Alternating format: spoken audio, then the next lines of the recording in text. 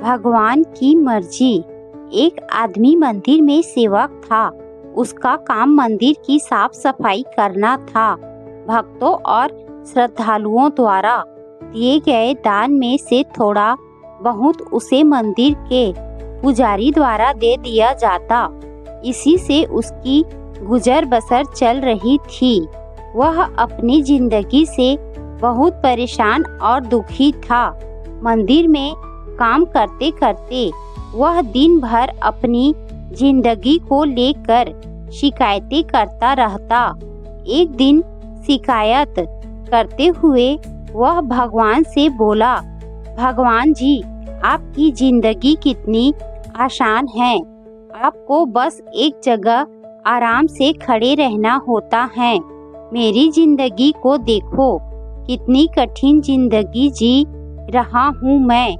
दिन भर कड़ी मेहनत करता हूँ, तब कहीं 2 जून की रोटी नसीब हो पाती है। काश मेरी जिंदगी भी आपकी तरह होती। उसकी बात सुनकर भगवान बोले, तुम जैसा सोच रहे हो वैसा नहीं है। मेरी जगह रहना बिल्कुल आसान नहीं है। मुझे बहुत सारी चीजें देखनी पड़ती हैं, बहुत सी व्यवस्थाएं करनी पड़ती हैं। ये हर किसी के बस की बात नहीं है। भगवान जी, कैसी बात कर रहे हैं आप? आपका काम आसान ही तो है। आपकी तरह तो मैं भी दिन भर खड़े रह सकता हूँ। इसमें कौन सी बड़ी बात है? मंदिर का सेवक बोला, तुम नहीं कर पाओगे। इस काम में बहुत धैर्य की आवश्यकता पड़ती है। भगवान बोले, मैं जरूर कर पाऊंगा। आप मुझे एक दिन अपनी जिंदगी जीने दीजिए। आप जैसा बताएंगे मैं वैसा ही करूंगा। मंदिर का सेवक जिद करने लगा। उसकी जिद के आगे भगवान मान गए और बोले, ठीक है, आज पूरा दिन तुम मेरी जिंदगी जियो। मैं तुम्हारी जिंदगी जीता हूँ, लेकिन मेरी जिंदगी जीने के लिए तुम्हें कुछ शर्तें माननी होगी। मैं हर शर्त मानने को तैयार हूँ भगवान जी। सेवक बोला, ठीक है, तो ध्यान से सुनो। मंदिर में दिन भर बहुत से लोग आएंगे और तुमसे बहुत कुछ कहेंगे। कुछ तुम्हें अच्छा बोलेंगे तो कुछ बुरा। तुम्हें हर किसी की बात चुपचाप एक जगह मूर्ति की तरह खड़े रहकर धैर्य के साथ सुननी है और उन पर कोई प्रतिक्रिया नहीं देनी है। सेवक मान गया। भगवान और उसने अपनी जिंदगी एक दिन के लिए आपस में बदल ली। सेवक भगवान की जगह मूर्ति बनकर खड़ा हो गया। भगवान मंदिर की साफ सफाई का काम निपटा कर वहां से चले गए। कुछ समय बीतने के बाद मंदिर में एक धनी व्यापारी आया। भगवान से प्रार्थना करते हुए वह बोला, भगवान जी, मैं एक नई फैक्ट्री डाल रहा हूँ। मुझे आशीर्वाद दीजिए कि यह फैक्ट्री अच्छी तरह चले और मैं इससे अच्छा मुनाफा कमाऊं। प्रार्थना करने के बाद वह प्रणाम करने के लिए नीचे झुका तो उसका बटुआ गिर गया। जब वह वहां से जाने लगा तो भगवान की जगह खड़े मंदिर के सेवक का मन हुआ कि उसे बता दे कि उसका बटुआ गिर गया है, लेकिन शर्त अनुसार उसे चुप रहना था। इसीलिए वह कुछ नहीं बोला और खामोश खड़ा रहा। इसके तुरंत बाद एक गरीब आदमी वहां आया और वो भगवान से बोला, भगवान जी, बहुत गरीबी में जीवन काट रहा हूँ। परिवार का पेट पालना है, माँ की दवाई की व्यवस्था करनी है। समझ नहीं पा रहा हूँ कि इतना सब कैसे करूँ। आज देखो, मेरे पास बस 1 रुपए है। इससे मैं क्या कर पाऊँगा? आप ही कुछ चमत्कार करो और मेरे लिए धन की व्यवस्था कर दो। प्रार्थना करने के बाद जैसे ही वह जाने को हुआ, उसे नीचे गिरा व्यापारी का बटुआ दिखाई दिया। उसने बटुआ उठा लिया और भगवान को धन्यवाद देते हुए बोला, भगवान जी आप धन्य हैं, आपने मेरी प्रार्थना इतनी जल्दी सुन ली। इन पैसों से मेरा परिवार कुछ दिन भोजन कर सकता है। माँ की दवाइयाँ की भी व्यवस्था हो जाएंगी। भगवान को धन्यवाद देकर वह वहाँ से जाने लगा। तब भगवान बने मंदिर के सेवक का मन हुआ कि उसे बता दे कि वह बटुआ तो व्यापारी का है, उसे मैंने नहीं दिया है। वह जो कर रहा है वह चोरी है।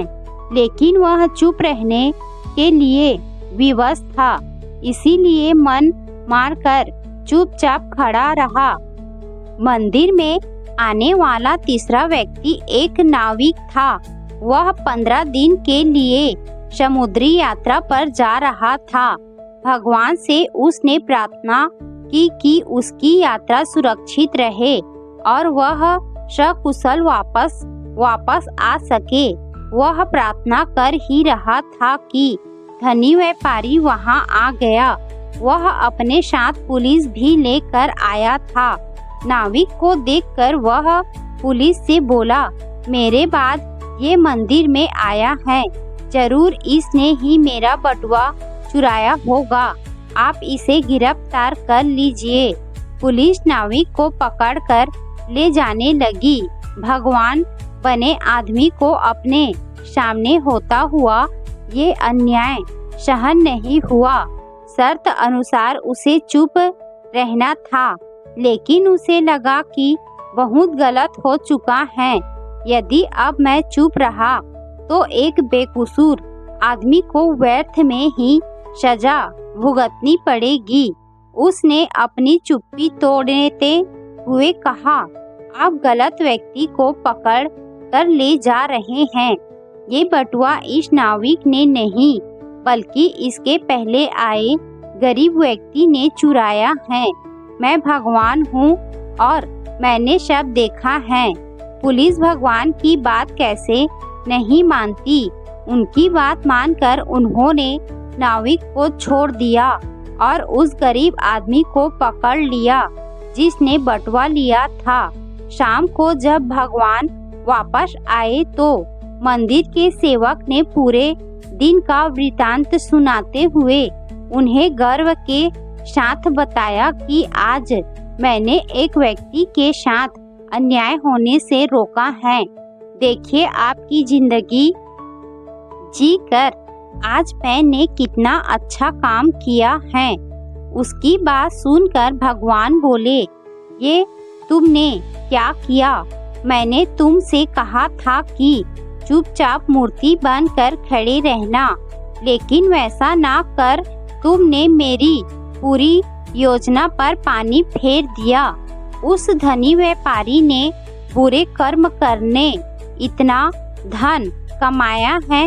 यदि उसमें से कुछ पैसे गरीब आदमी को मिल जाते तो उसका भला हो जाता और व्यापारी के पाप भी कुछ कम हो जाते।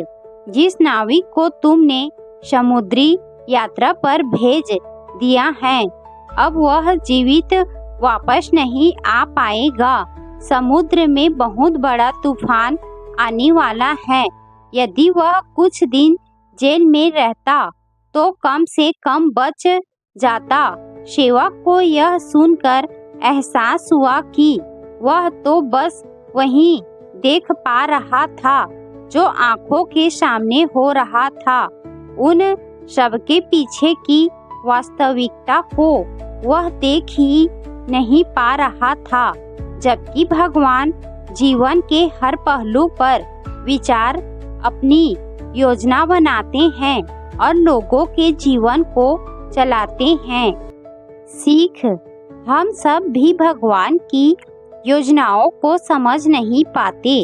जब हमारे साथ कुछ गलत हो रहा होता है या हमारे हिसाब से कुछ नहीं हो रहा होता है तो अपना धैर्य खोकर हम भगवान को दोष देने लगते हैं। हम ये समझ नहीं पाते कि इन सबके पीछे भगवान की कोई न कोई योजना छुपी हुई होती है। ऐसे समय में हमें भगवान पर विश्वास रखना, धैर्य धारण करने की आवश्यकता है। इसीलिए चिंता न करें। यदि आपकी मर्जी से कुछ नहीं हो रहा तो इसका अर्थ है कि वह भगवान की मर्जी से हो रहा है, और भले ही देर से ही सही, भगवान की मर्जी से सब अच्छा ही होता है।